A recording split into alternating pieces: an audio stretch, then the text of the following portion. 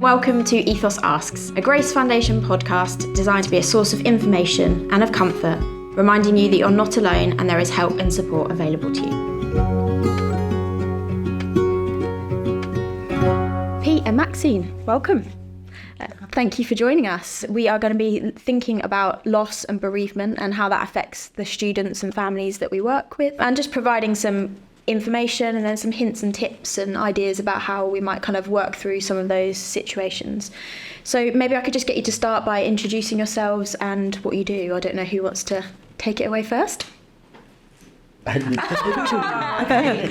I'm Maxine Bromley. I'm the family support worker at Grace Academy, Solihull, which is located right in the heart of Chelmsley Wood. And I'm Pete English. I'm a counsellor, school counsellor, and I'm project leader for a charity called At a Loss, where I train youth workers to understand how to support bereaved teenagers. Mm-hmm. Amazing. So I know we have a wealth of experience and wisdom here, but before we get into the nitty-gritty, I need to ask you a very important question. Okay. Would you rather be chased by 10 horse-sized ducks or 10 duck-sized horses? So I'm thinking these duck-sized horses, I would get a whole supply of loaves of bread, distract them, and then run. And I'm sorry for all the horsey people out there, but I'm quite scared of horses. So I'll take my chances with the ducks any day, I think. Kind of shifting a little bit into loss and bereavement, which is our topic today. Maybe we could just start in kind of basic terms about kind of what you kind of define those to be and maybe where your roles kind of step into those situations and how you support. Well, I think in a school environment where we would have a referral from a pastoral or a teacher member of staff for a student that's experiencing loss, there can be an automatic thought that it's the death of a loved one or somebody that has an attachment to them. But actually, quite often we're finding, particularly in the school setting, that grief and loss can actually mean the loss of a relationship, a breakdown of a relationship of somebody really, really important to them, or a family pet, or loss of health. I once heard that bereavement means to be robbed of something or someone, but I agree, loss is huge. Sometimes we have the narrative that loss is related to physical death, but then having that narrow view doesn't allow people the space to kind of work through emotions when it's not in that sense, like you say, breakdown of a relationship, or young people going into the care system, for example, they've lost what they knew before, and we all process and deal with that differently, don't we? I guess what's the spectrum upon which that you kind of work with young people? Yeah, so we can see something as serious as a sudden loss, an unexpected loss of a primary caregiver, a parent. There'd be no indications that death or dying was imminent, and you get a phone call to say, very distraught family, that they've had a tragedy. So we'll have the extremes like that, and then it's also possible that we've had students that have really struggled to cope with a bereavement, and when you've spoken to them, it's been the loss of a pet, which when you try and translate, you need to work with sensitivity, because I don't want to minimise anybody's, grief experience. But for that young person, the death of their beloved pet family dog significantly impacted that young person and their ability actually to engage with daily life, school. Everything was just shaken. So it's variable. We see it all in school. I mean, if you're 13 years old and you've had this dog from a puppy and been there your whole life, and that's often the first experience of loss and bereavement that a young person has, losing a pet. I think that's really helpful as well, to kind of recognise the uniqueness of that process and validating that for everyone, regardless of what the cause is. That's really important. So I wondered if we could shift into kind of thinking about how parents and carers can support young people who are facing loss and grief and bereavement, and or the the parent carer themselves, but still needs to kind of fulfill that parenting role, but are feeling those emotions themselves. Now, I think the biggest thing is just to listen, and just offer assurance that whatever they're feeling is okay, even if they're not feeling anything. Because that could be really hard. If you've got a parent who's lost their parent, and actually the young person just isn't crying, doesn't really understand how they're feeling, they're just feeling numb, that could be hard. And I think it's also important that parents have their own person that they can offload onto. Absolutely. And not, pour everything out to their children. And it's, true what Pete said. It can be hard for us as adults to articulate and put language to what we're feeling. And I think sometimes, maybe in a very innocent way, we can overshare our thoughts, our feelings, and then that young person is kind of holding their own grief. Then they're holding their parent caregiver's grief. And one case that stands out for me was this young person didn't want to seek out any help because they felt that actually by seeking help out, that would be putting more pressure on the parent. And they actually wanted mum to know they were okay, when actually they were far from okay. So what we actually saw coming out was this beautiful protective factor from this child, because they could see mum was really not managing, her grief well. And as a professional, it's been able to bracket, okay, this is what support looks like for the young person, the child, and this is what we would like to work towards to support you as parent and caregiver. I agree. Often a young person will say, well, why don't you talk to mum about that? Why don't you talk to your carer about that? And no, I don't want to upset them. Yeah. So I guess for parents and carers, just assuring them it's all right. If I get upset, it's okay. Yeah. And I think another thing is just for that person to have those anchors. So if they were involved if the young person went to a club or gymnastics or dance, that they know that they can continue to go there. Yeah. And because they'll have their group of friends at that club. And they're really important. Grief and bereavement look really different, and I think hopefully it's reassuring for people watching this that there isn't a one-size-fits-all, and it's okay that everybody has their own response. Something I wanted to touch on that I've seen as in my role as a family support worker, the unfortunate situations where parents or carers or wider family are diagnosed with a terminal illness, and suddenly you're in that space where the loss is coming. Might not know how long, or you might be given a time frame, and so there might be some people watching where that is their scenario. So I wondered if we could just sort of talk about ways in which to deal with that, and maybe some advice on how you speak to the young person and how you support them through that. I know that we've got a charity very close to our school that we're very fortunate that offer pre-bereavement counselling. When we've worked with families in the past, the concept of preparing for death and dying is not normal. So journeying with them to a point of, I'm here for you. We can't change the inevitable, but this today is within our power. It's within your control. So what can you do today? To enable today to be the best day possible. So this charity is amazing. They've come into school. They've worked with the students. They've given them space away from parents to ask. I really want to know how long Dad's got left to live, but I don't want to ask Mum. No one's telling me. Yeah. You're able to kind of mediate between the child and the parent and say, actually, it's of enormous importance that they know they're worrying. If they come to school today, is it going to happen today? Can we somehow bring them into this journey? And it might feel, some parents might think, well, I'm not going to tell them, they don't need to know, I'm just going to protect them.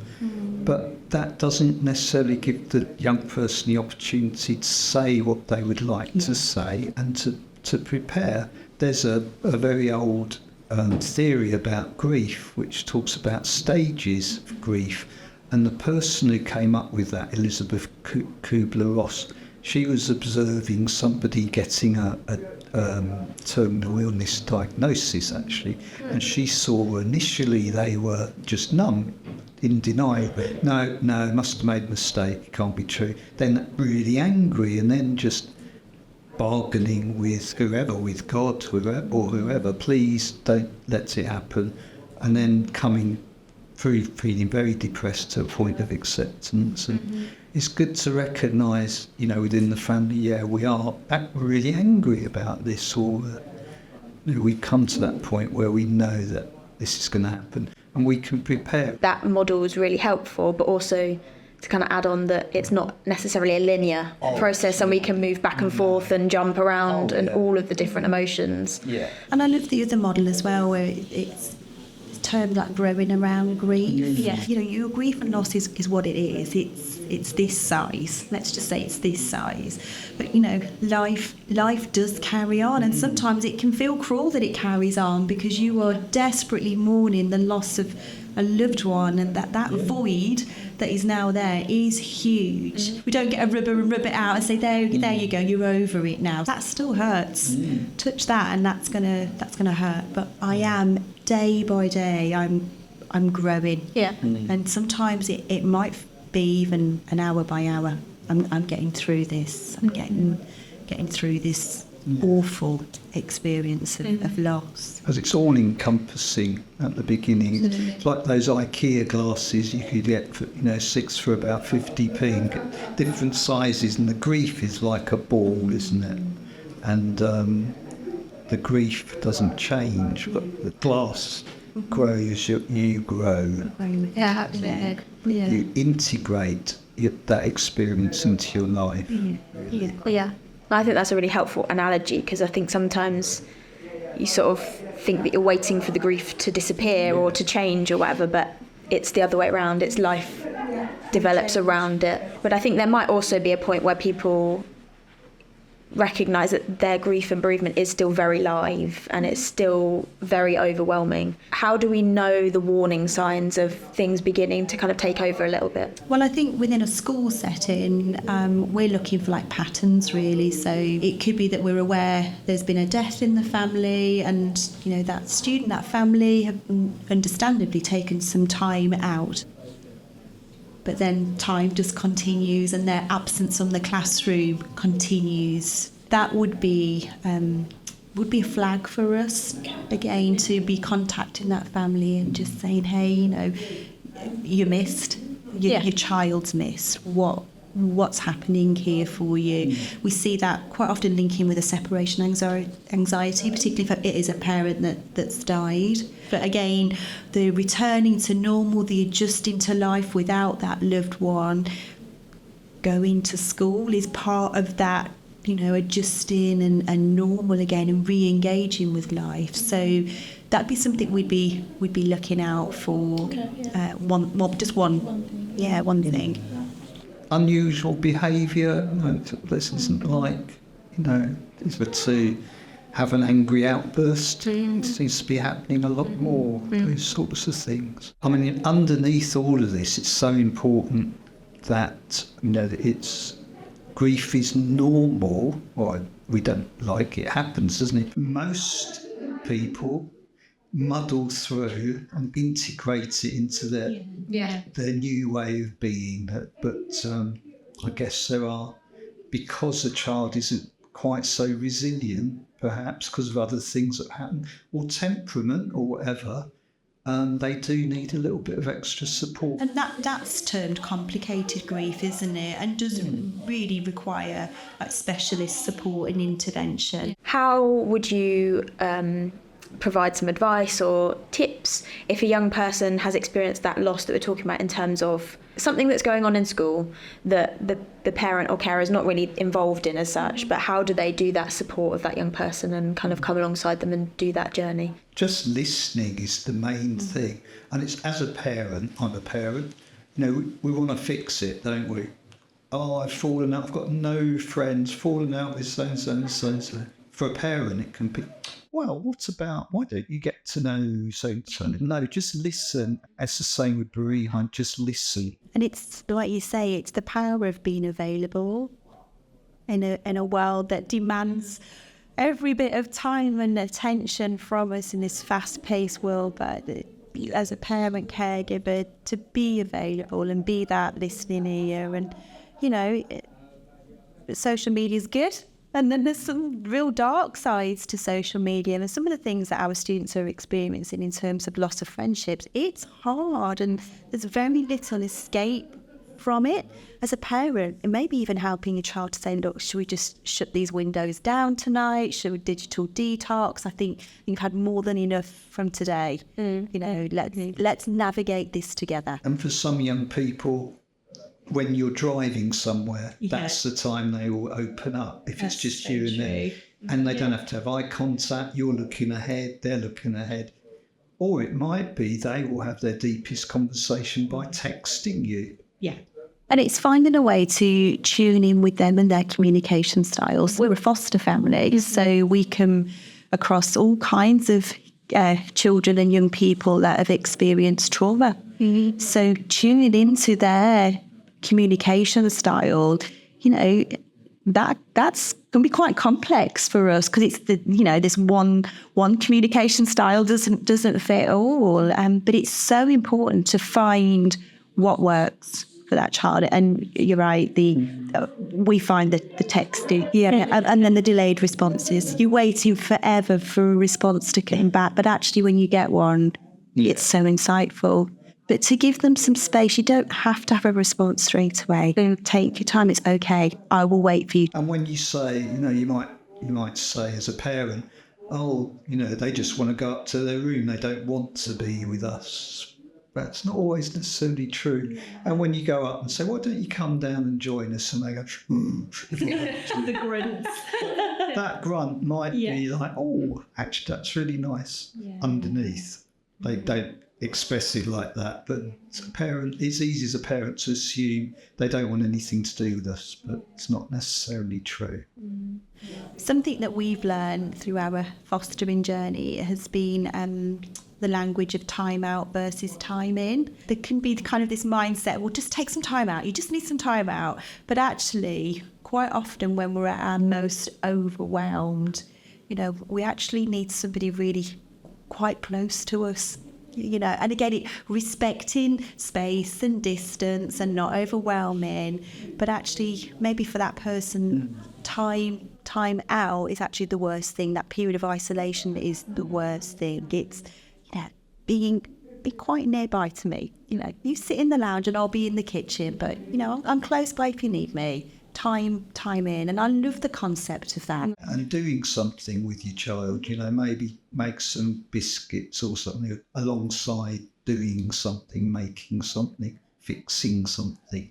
And then you have the conversation. About kind of like practical tips or ideas or things that young people and parents and carers experiencing loss and grief can do. Different things that allow you to express how you're feeling and just kind of get those out and do some of that work. I wondered if you've got some ideas from what's worked. So we will use the journal. We use a journal that this wonderful man Pete has written, tough stuff. So we use that here at school. One thing that we find works really, really well and is very therapeutic is sand jars or salt jars. Mm-hmm. You're creating layers of the grief journey. So memories. So I use chalk and rub it into the salt and it gradually changes colour. So what are your memories of Grandad? I remember he loved his garden. Shall we have green for the garden? We went on a lovely holiday to Spain and let's have yellow for that beach. And building up those layers in the jar. Yeah. And they absolutely love doing that at school. Mm-hmm. Really, really do. And to take the jar away, it's quite meaningful for them. And I've had a couple of students that have gone and done that then with family as well. So I know you've got some wonderful resources available via Ethos. Are they available for people who are kind of watching and might want to access that? How would they go about doing that? Ethos is a signposting website for the bereaved. There's over 1,000 organisations on there. If you could give one kind of takeaway thing from our discussion or anything that maybe has not come up either for people who are watching this and that is their experience at the moment, they're facing that grief or loss or the imminent loss. For me, it would be the phrase, feelings just are. You can't help what you're feeling inside. It's not right or wrong. It's what you're feeling. So express it. Encourage your children to have a vocabulary of words to express. Well, it might not be words. It might be drawing. But feelings just are. Feelings just are. Yeah, I really like that. It's really helpful. Reach out to school. Yeah. Reach out to school and, we'll stick the kettle on. Cup of tea. Cup of tea. And we haven't got all the answers, but we will listen to you. Summarises our conversation really nicely. So Pete and Maxine, thank you. If this is something that you are facing, please do reach out for support. As we've mentioned, Ethos as an example is a great place for you to go for signposting. And thank you for tuning in today.